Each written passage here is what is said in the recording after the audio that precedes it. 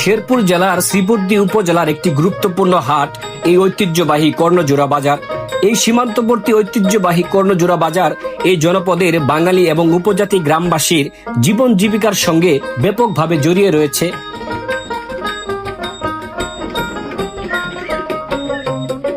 সপ্তাহে নিয়মিত 2 দিন হাট বসার কথা থাকলেও প্রতিদিনই জমজমাট থাকে এই 100 বছরের পুরনো ঐতিহাসিক কর্ণজোড়া বাজার হাট। এই হাট শুধু কেনাবেচার জায়গা নয়, বাঙালিদের সাথে পাহাড়ি উপজাতির সম্পর্ক গড়ার এক মহা কারখানা।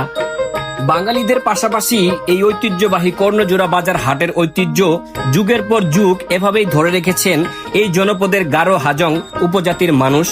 এই ঐতিহ্যবাহী কর্ণজোড়া বাজার গারো সম্প্রদায় এবং বাঙালি মানুষের অর্থনীতি আর সংস্কৃতির এক বিশাল গুরুত্বপূর্ণ অংশ, যা এই কর্ণজোড়া হাটের ঐতিহ্য।